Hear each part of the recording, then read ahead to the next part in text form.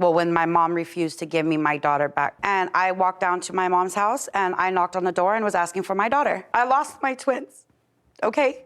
And that was the first time I had contacted my mother because I was going through it and I messaged her and I told her, I said, I really need my mom right now. If anything, I need my mom right now. My daughter, she had not seen my daughter. She was not a part of my daughter's life. I did not speak to my mother, nothing. Ms. Gutierrez, this is your mother. Yes, ma'am. And who is this? My grandmother. And that's your daughter? Yes. I'm reading the complaint and the answer, and this is what your complaint is about. You claim that your mother had you falsely arrested, as a result of which you spent 4 months in jail. While you were in jail, it is your claim that your mother used a debit card of yours, I think $3,000 worth, and you had some belongings at her house that you want. I gather that you've had some problems in your own life. You have at least 3 children. Yes. Was the state ever involved in placing the children in foster care? No. And what about your daughter? My daughter, yes. And how old is your daughter? She's 19 months. At what point did the state become involved with your daughter? In May of this year, May 18th of this year, when there was false allegations made against, when my mom refused to give me my daughter back. In May, when you brought your daughter to your mother's house, when? I called my brother on May 17th of 2022, and I asked him to babysit my daughter. Your brother. And does your brother live with your mother? Yes, he was staying with her at that time. So on the 17th, you asked your brother, who was staying with your mother, if he would babysit for your daughter. Where were you going? I was needing to go to Fresno, and I had just received my income tax check. So I needed to go to Fresno, and I was on foot because my car was impounded the day prior. Were you going alone? To Fresno, yes. So you brought your daughter on the 17th of May to your mother's house, and your brother was supposed to watch him, according to you, while you went to Fresno. Yeah, he met me down the street, actually, because there's a restraining order. So I didn't actually go to the resident. Who has a restraining order? My mother has a restraining order on me. Is the restraining order that she has against you a final order or a temporary order? It's good for 3 years, that's all I know. That's a final order. Was that a final order of protection after a trial, or did you consent to it? I was not notified of the court date. Didn't consent to anything. Okay, so it was a default. I don't know what that means. It means you didn't show up and they entered a final order of protection in favor of your mother. So you're not permitted to go to her home. Right. Since that's not really the subject of this, I don't have to get into it. In any event, you went on the 17th, you dropped your child off at your mother's house, your brother was there, and then what happened? I finally got to Fresno, I got a ride, I got to the check cashing place. It literally took me... Don't tell me, I'm not interested in that. 17th, you dropped the child off. You were supposed to pick the child up when? That evening. On the 17th? Yes. And did you? I showed up it was a little before 10. I showed up, I called my brother, I said, I'm down the street. He was like, yeah, I'll be right there. 10 o'clock at night? It was almost, ma'am, I was on foot. And It's just a second. I asked you 10 o'clock at night. it was right before 10, yes. Okay. When I got there, I called him. It had been about 15 minutes had gone by, and I called him back, and I said, where are you at? And he said, Mom won't let me leave with the baby. And I said, what do you mean?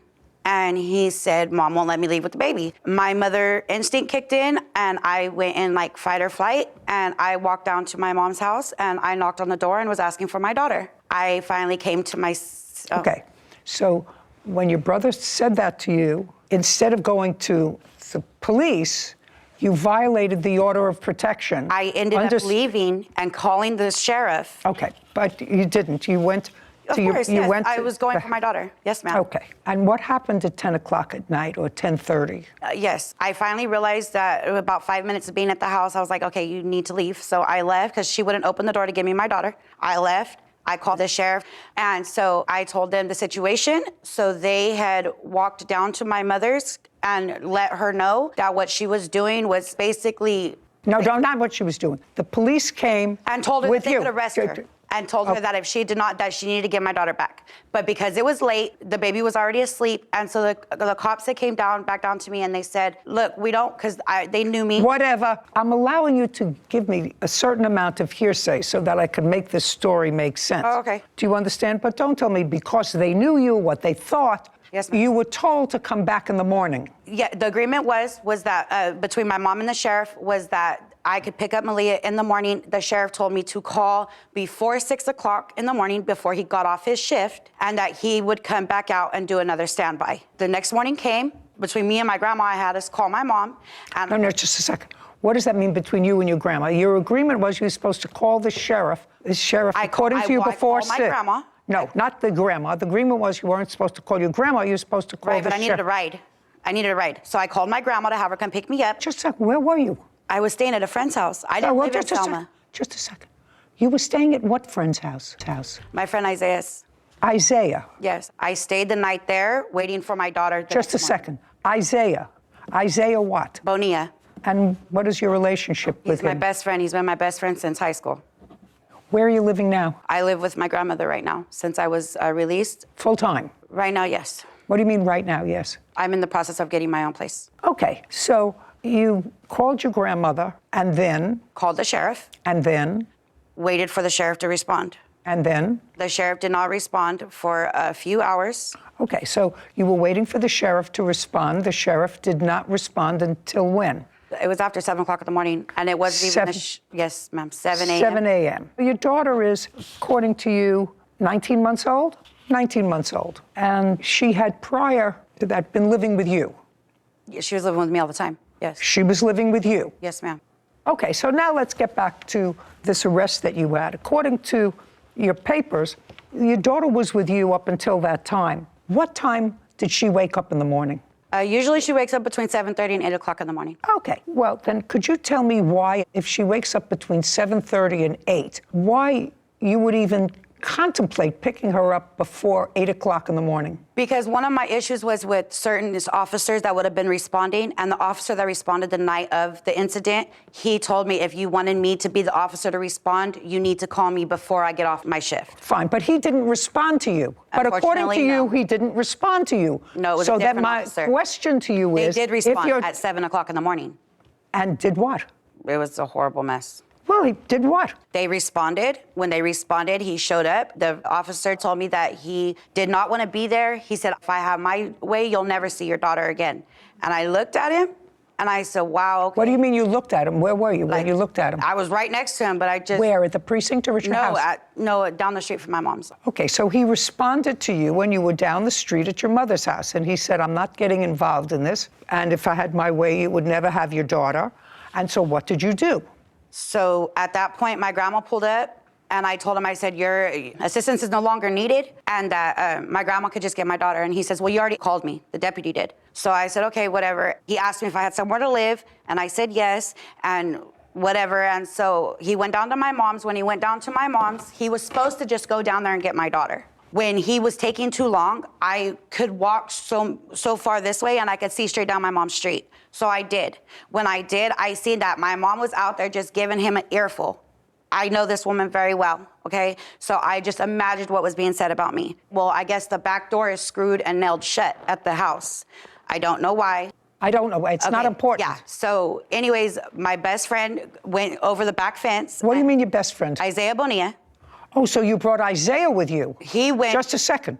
So you have your grandmother, and then you've got Isaiah, your best friend, also to go to your mother's house. Yes, ma'am.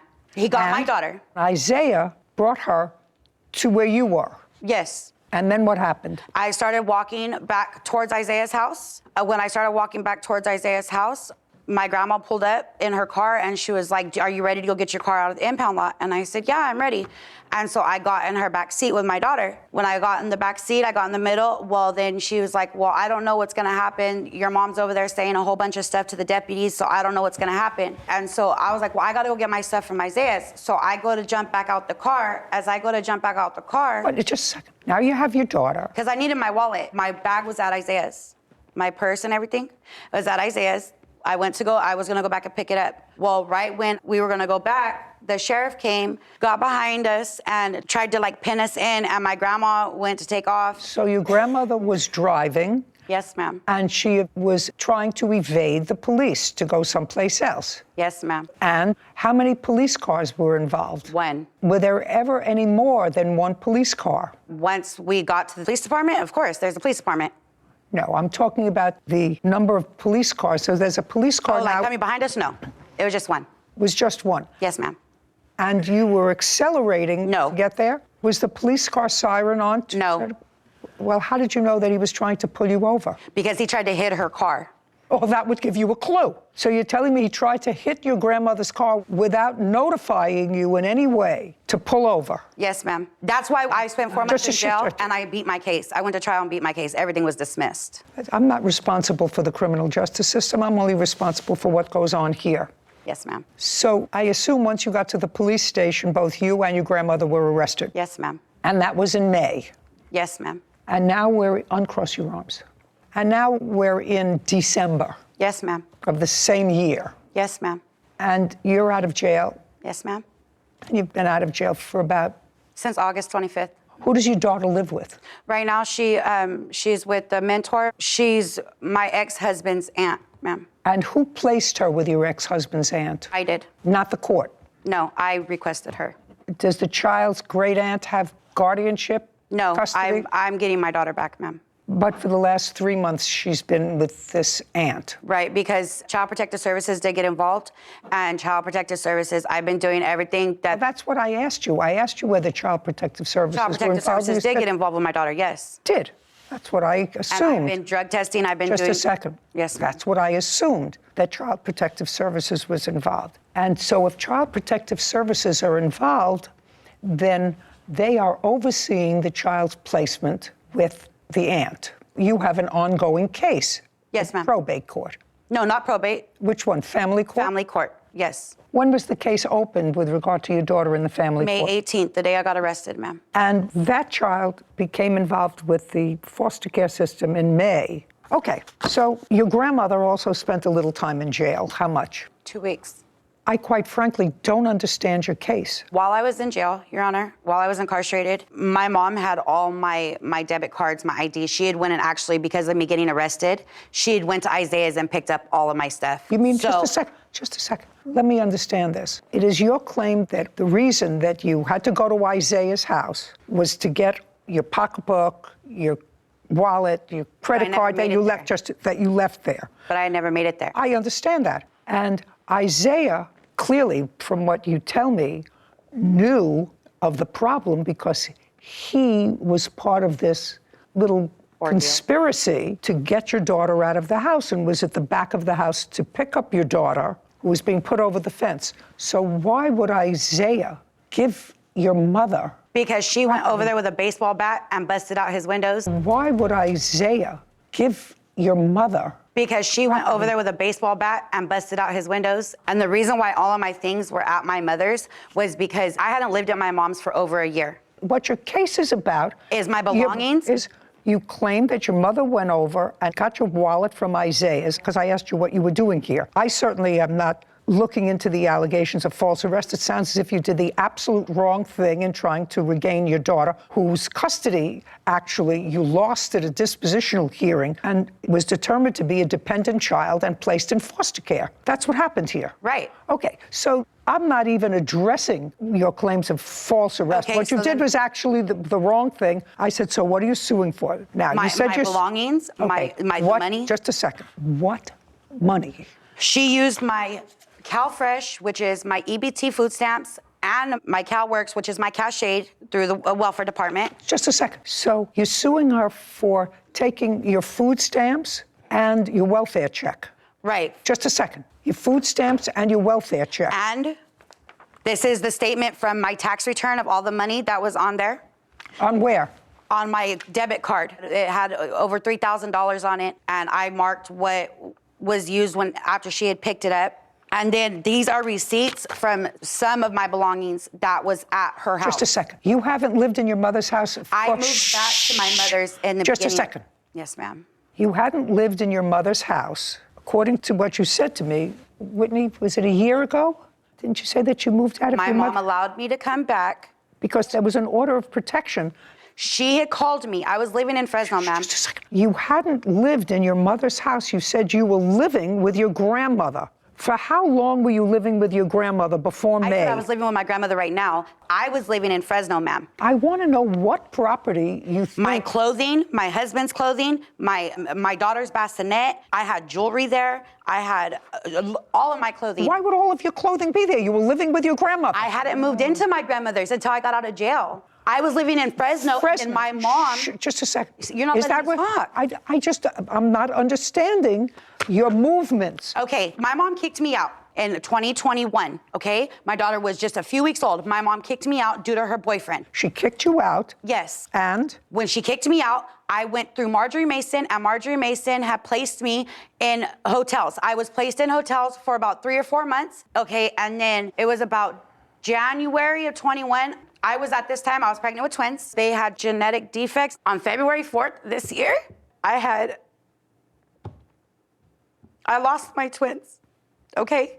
And that was the first time I had contacted my mother because I was going through it, and I messaged her and I told her, I said, I really need my mom right now. If anything, I need my mom right now. My daughter, she had not seen my daughter. She was not a part of my daughter's life. I did not speak to my mother, nothing.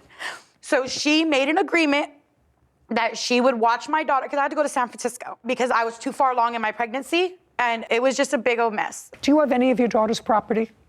No. Okay, now, let's talk about this card. Did you pick up her property from Isaiah?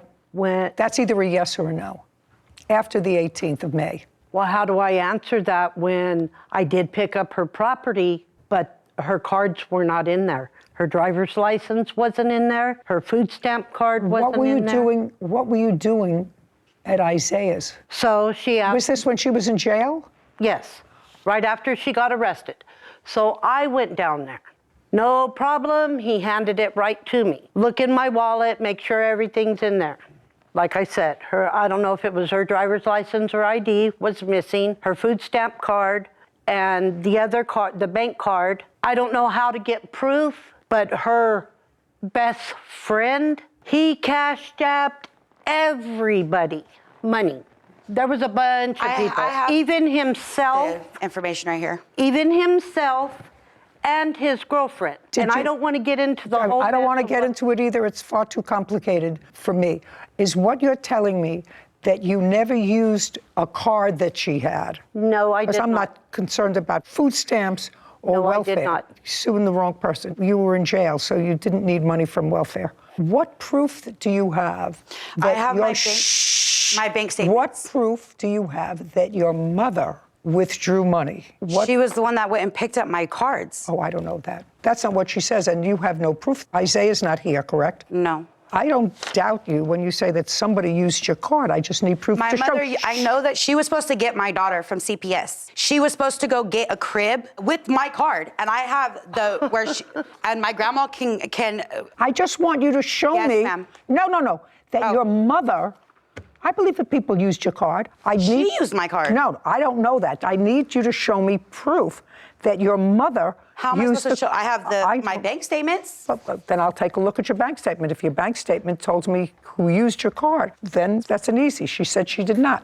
I just want you to show me proof that any of these were used. I mean, we have a lot of PlayStations, DoorDash, Amazon Marketplace. And all I was of those. locked up throughout that whole time. I understand that. I suggest that you concentrate on getting yourself together. If you want to reunite your family, I suggest that you put your priorities in order.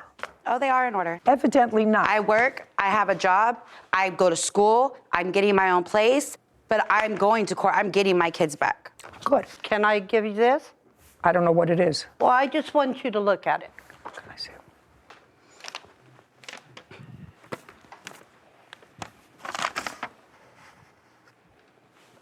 You're telling me this is part of your daughter's criminal history? What is this? No, I'm just showing you she just got out of jail just a couple of days ago. They haven't picked up charges, Your Honor. You were arrested on November 28th? Yes. I'm not going to let you tell me about this. You have a lawyer? Yes. As I said, Ms. Gutierrez, if you're trying to work to get your family back together, Yes, ma'am. and your kids back together, Yes, ma'am. it would be a good idea to think about having more children until you get these children back under your roof. We're done here. Your case is dismissed. Oh, I love her decision. I don't want to have nothing to do with any of them. They've burned their bridges. Example of suffer the little children. So you have 3 kids, none of whom live with you. They go back and forth between a grandmother who would participate in evading the police, but where the police had to stop them by ramming the car. Yeah, I was going to say there was something in the papers about a crash and... She said he tried to ram my mother's car. So fingers crossed for her. Yeah, and the kids. But take care of these kids before you think about having any more. Yeah, agreed. Look, this case honestly left me frustrated, not because it's just another family dispute, but because in this story, the biggest loser isn't the mother or the daughter. It's that little child. Seriously, think about it. A grandmother, a mother, police, restraining orders, CPS, jail, family court. And right in the middle of all that chaos is a toddler who didn't ask for any of it. Now here's where I struggle with Kimberly's side. I completely understand a mother's panic if someone refuses to give back her child. Any parent would be terrified. That instinct is real. But once there was already a restraining order, once police were involved, once emotions were boiling over, running toward the house and escalating everything was probably the worst possible decision. Sometimes the hardest thing to do is also the smartest thing to do. Then we get to the debit card accusations. If someone really spent thousands of dollars from your account, that's serious. But in court, you need more than suspicion. You need proof, bank records, transaction history, evidence tying those purchases to one specific person. Instead, the argument became, she must have done it. Well, how do you know? I just know. That's simply not enough. And honestly, I think Judge Judy got that part right.